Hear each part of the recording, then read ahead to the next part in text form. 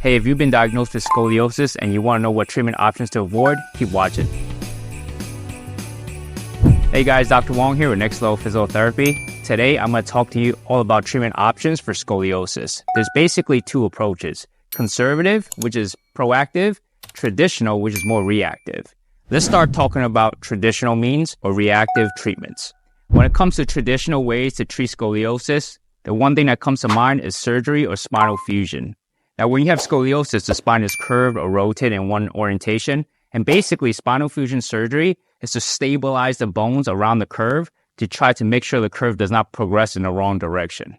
The disadvantages of spinal fusion surgery is that it locks up the area where there's a fusion. So essentially, let's say the curve is right here, and then the surgeon will do a fusion of these two bones or three bones, depending on how big your curve is. And then these three bones, let's just say, becomes one piece. And what that does, it locks up this area, so you actually lose range of motion. Another disadvantage is because you lock up motion here, the spine has to move some way somehow. So basically what you'll have is compensation above and below the fusion site. When it comes to complications of spinal surgery, there's infections, nerve damage, and there's no guarantee that the curve of the spine will not start shifting later in life. Another traditional way of treating scoliosis is using medicine. So basically, as we all know, medicine are chemicals we ingest or we shoot into our body to help decrease some of the stiffness or achiness or pain. Unfortunately, we all know that once the chemicals leave our body, the pain, stiffness, and achiness is still there. That's why medicine and pain pills is just a band-aid to a problem to mask the symptoms, but not a long-term solution. Another option for treating scoliosis is bracing.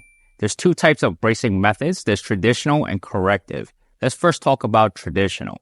When it comes to traditional bracing, the most popular ones are Boston and Milwaukee. The difference is this: the Boston brace is meant to squeeze the body, but the problem is when you squeeze in the body and add compression, the muscles don't have to work as hard. So the disadvantage of the Boston brace is the muscles around the spine can actually get weaker over time. When it comes to Milwaukee brace, basically this is to help elongation of the spine and is usually used in adolescents.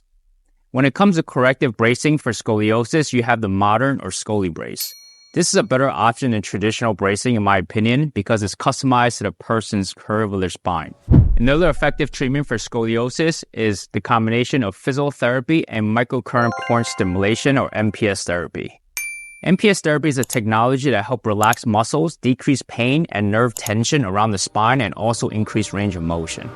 I want to share with you a story of one of my patients who recently came in with scoliosis. Let's call her Susan. Susan's a grandma in her 60s and she works a desk job.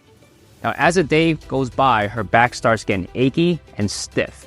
She went to her doctor and her doctor did an x-ray and diagnosed her with degenerative scoliosis. He prescribed her pain pills and muscle relaxers, but unfortunately, this just made her tired all the time.